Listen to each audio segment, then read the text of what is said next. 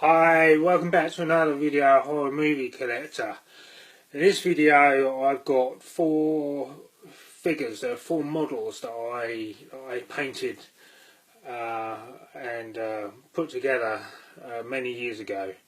They're from the Screaming range of figures, which are I think around like late 80s, early 90s, and I think they're probably one of the first figures on the Hellraiser characters. So these are the figures that I want to talk about, which is probably from one of my all-time favourite horror films. And the first one is Pinhead, or Lead Cenobite, as he's referred to from the first film. In the credits, he's just known as Lead Cenobite. The Pinhead character was, or the name, was the crew that gave him that name from the first film as a nickname, and then it became well known into the second film and third film and beyond. So we all know him now as Pinhead. The first time I saw this was in a model shop, and he was stood in the centre of the shop window, all made up, painted, just like this, holding his box. And I thought, well, who's that meant to be? I've never seen that before, and I was totally fascinated with this guy with all the pins, all the nails in his head. And it wasn't until a little while later that I saw the first film, the original 1987 Hellraiser film, that I was completely blown away. But what you've got to remember is that the Pinhead and the Cenobite's characters are not the main centre of the film. It's more the Julia Frank characters. But of course, when fans or the general public went to see this at the cinema, they were fascinated with these timeless characters, these demons, if you like. But there's been nothing before that or since that's been created as good as these, I think. And that, as Doug Bradley, the actor that plays Pinhead, as he says that they won't date, they'll never date, and they'll still be pretty fresh, or very fresh, in 10-20 years time, or more than that. So it's a bit like some of the Star Wars characters, you know, they're very futuristic, very much ahead of their time. When you watch those films, the characters don't date. So it's the same with these guys. They're very much ahead of their time, I think. And Clive Barker's creation is absolutely fantastic. And it's absolutely amazing what he came up with this creation. But if you look at him, Pinhead, that we don't know a lot about him from the first film. He's very empty. We know that possibly that he was, and the others in his group were human, but we don't know when or for what time or from what year.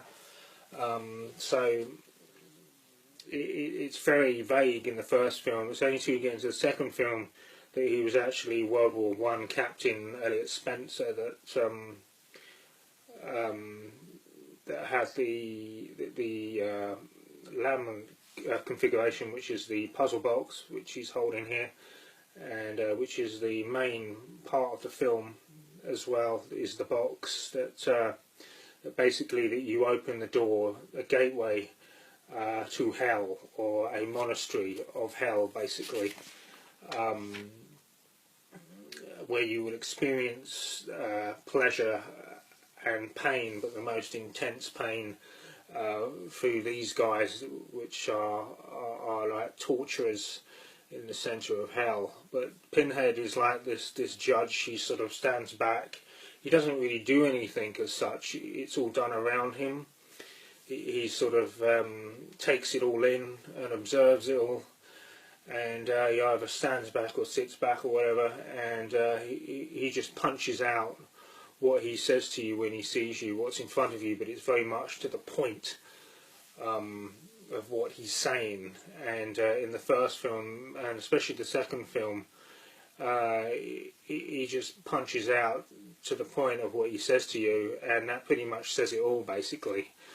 So sort of the less movement he did, and just a very few lines he had, was really frightening, and it worked so well, and pretty much says it all. But he's also referred to as the Hell Priest, or if you look at the gown, he's wearing like a leather dress and muscular leather top with all the hooks and chains that's pulling his skin back on his chest, and all the pins in his head. It's all connected. So he was moulded or clayed into this being from this World War I captain that we all know from the second film and into the third film, and he becomes this lead demonic entity or Cenobite, which leads the others, which I shall show now.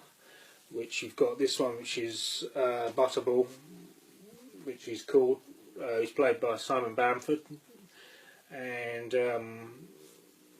again his face has been completely disfigured. Again, he was human, so he'd opened the box and he was turned into a Cenobite, not totally a victim to be destroyed, but he was made up as a demon with his apron, with torture tools in his chest, stomach been split open and pulled back by hooks, which is attached to his leather garment, and his face is totally squashed in, and he has like sunglasses on, but behind those, which you can take these off, I'm not going to because it's quite delicate now, but his eyes are all sewed shut, and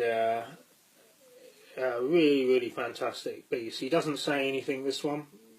Again, he just goes with Pinhead's commands. And then you have the female Cenobite, which is played by Grace Kirby, I think, and Barbie Wilde in the second film. Again, really fantastic creation, similar to Doug Bradley's Pinhead with the bald head, but no pins this time on the head. It just pinned straight through the nose, and then like this brace thing that's gone through her cheekbones and into her neck, pulling open her neck, so you have a wound that will never heal, that is constantly pulled open, and then you have the ropes or strings that attach to her midsection here, or her hips, and sort of like threaded through the skin, that's supported by torture tools. And then at the back she's holding a torture weapon at the back there, and she's sort of beckoning you towards her, which is not actually in the film like this. She doesn't really do that in the film, but she has a few lines in the film, again very effective. For example, there's a line, she says that we can't not alone, meaning we can't go back to hell alone, basically. So they're really short, punched out lines, and really effective and really frightening. So that's the female Cenobite, and then you have Chatterer, which is played by Nicholas Vince, which is again really fantastic piece. This is probably amongst fans probably the second best, but my opinion is that I see them all as my best. They're so good and created so well. But this one again, his face has been completely destroyed. His mouth is pulled back, revealing his chattering teeth with like fish hooks, pulling back the lips, and then into the back of the head. It's split the back of the head open and ripping the skin back, so it joins front to back or back to front. And this is the only one that wears like leather leggings and sort of style boots, whereas all the others have like a skirt on, whereas this one, he's all sort of legs and arms, like leather piece, and really frightening character. Again, he doesn't speak, he just chatters, and he reminds me with the teeth very similar to the Alien character with the teeth from Alien films, but I think this one, no, it was actually the Butterball, which was this one, he was actually the last one I got in the collection, and that was probably around 94, 95 I got this one. So it was just when they were going out as well, when they were stopped producing these figures, stopped making them. But they had a whole range of these figures when they came out at the time, with these Hellraiser ones, and they had Freddy Krueger, they had Texas Chainsaw Massacre and Michael Myers, Elvira, I think was another one, London After Midnight, which was played by Lon Chaney, which was a silent actor, amongst a few others. But yeah, so this is it really. So it's really good just to show these and go over them in a bit more detail. But you have the box, which is the laminate configuration, which is the French toy maker puzzle box, which is explained in the 4th film. And then Cenobite, I could never get my head around it. Clive's creation is so incredible and mind-boggling, but Cenobite, it's another meaning of means the order of the gash, or a member of a religious order, sort of a dark cult, a dark religious group that will take you into their realm, into the labyrinth of hell, and give you the experience beyond imagining of pain and pleasure, almost beyond that. And that's what you get for opening the box. And when Pinhead, the lead Cenobite, speaks to you, he's saying, if this is what I look like, imagine what I can do to you, kind of thing. And that in itself is truly terrifying. And especially the first 2 films are all-time favourites of mine. Up to the 3rd film, I think.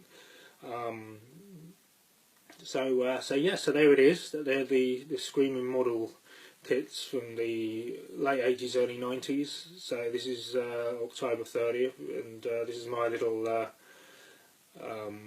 celebration of Halloween this year. And I hope you enjoyed this video, and happy Halloween to everyone. Thanks very much. Bye.